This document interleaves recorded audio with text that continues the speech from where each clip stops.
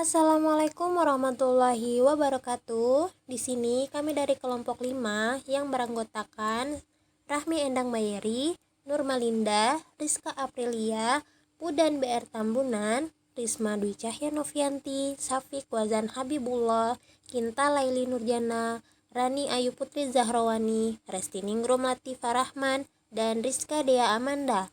Di sini kami akan menjelaskan tentang efek yang muncul pada organ jika sistem saraf simpatis dan sistem parasimpatis diaktifasi.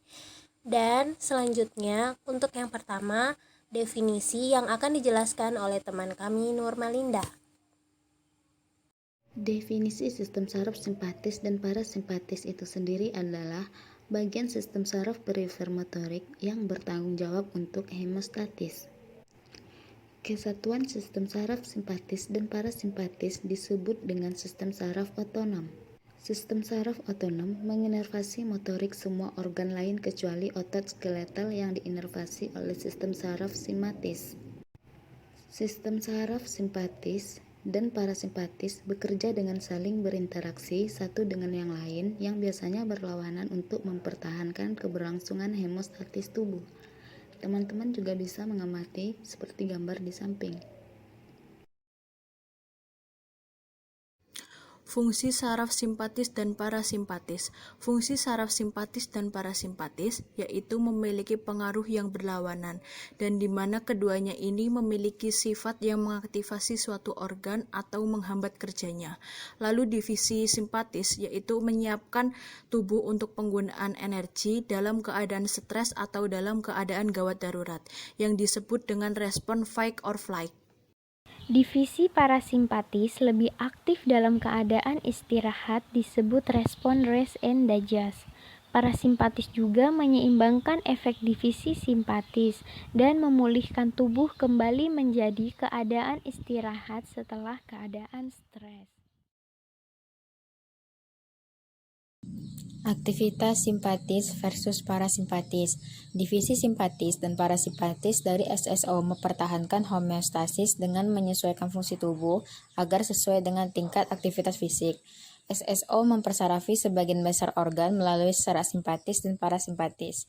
Contoh organ yang dipersarafi oleh keduanya adalah saluran pencernaan, hati, kandung kemih, dan saluran reproduksi. Namun, persarafan ganda organ oleh kedua divisi dari SSO tidak bersifat universal. Dalam kasus mempersarafi organ tunggal, divisi simpatis memiliki pengaruh besar pada kondisi aktivitas fisik dan stres, sedangkan divisi parasimpatis memiliki pengaruh lebih besar dalam kondisi istirahat. Peningkatan aktivitas dari divisi parasimpatis umumnya sejalan dengan kondisi istirahat. Divisi parasimpatis mengatur pencernaan dengan merangsang sekresi kelenjar, meningkatkan pencampuran makanan dengan enzim pencernaan dan empedu, dan menggerakkan material saluran pencernaan. Ringkasnya, baik divisi simpatis maupun parasimpatis, aktif atau tidak aktif secara terus-menerus, ada berbagai tingkat regulasi, tergantung pada tingkat aktivitas tubuh. Efek stimulasi versus penghambatan. Kedua divisi dari sistem saraf otonom menghasilkan efek stimulasi dan penghambatan. Sebagai contoh, divisi parasimpatis merangsang kontraksi kandung kemih, menyebabkan buang air kecil, tetapi menghambat jantung, menyebabkan penurunan laju jantung. Divisi simpatis merangsang kontraksi otot polos di dinding pembuluh darah, menyebabkan vasokonstriksi, tetapi menghambat kontraksi otot polos di paru-paru, menyebabkan pelebaran saluran udara paru-paru. Dengan demikian, hal ini tidak benar bahwa salah satu divisi dari sistem saraf otonom selalu stimulasi dan lainnya selalu penghambatan. Efek yang kedua adalah efek berlawanan. Ketika struktur tunggal dipersarafi oleh kedua divisi otonom, kedua divisi biasanya menghasilkan efek berlawanan pada struktur. Sebagai konsekuensinya, sistem saraf otonom mampu baik meningkatkan maupun penurunan aktivitas struktur. Contohnya, dalam saluran pencernaan, rangsangan parasimpatis meningkatkan sekresi kelenjar, sedangkan rangsangan simpatis menurunkan sekresi. Namun, dalam beberapa kasus, efek dari dua divisi tidak secara jelas berlawanan. Contohnya, kedua divisi dari sistem saraf otonom meningkatkan sekresi saliva.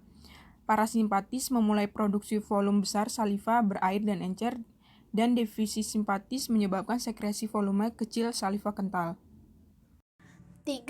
Efek kooperatif. Efek kooperatif adalah satu divisi otonom yang dapat mengkoordinasikan aktivitas dari struktur yang berbeda. Sebagai contoh, divisi parasimpatis yang merangsang pankreas untuk melepaskan enzim pencernaan ke dalam usus kecil dan merangsang kontraksi usus kecil untuk mencampur enzim pencernaan dengan makanan. Respon ini dapat meningkatkan pencernaan dan penyerapan makanan. Alternatif lain yaitu kedua divisi dari SSO dapat bekerja secara bersama untuk mengkoordinasikan aktivitas struktur yang berbeda. Efek keempat, efek sistemik versus lokal. Divisi simpatis memiliki efek yang lebih umum daripada divisi parasimpatis. Karena aktivasi divisi simpatis sering menyebabkan sekresi keduanya, epinefrin dan norepinefrin, dari medula adrenal. Hormon ini beredar dalam darah dan merangsang efektor seluruh tubuh. Karena sirkulasi epinefrin dan norepinefrin dapat bertahan selama beberapa menit sebelum diuraikan, mereka juga dapat menghasilkan efek untuk waktu yang lebih lama dari stimulasi langsung efektor oleh akson pasca ganglion simpatis.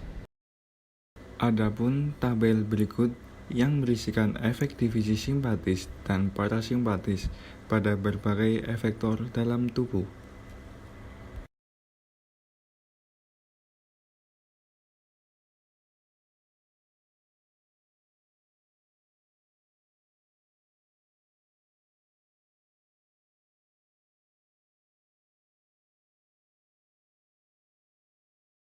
Demikian pemaparan dari kelompok 5.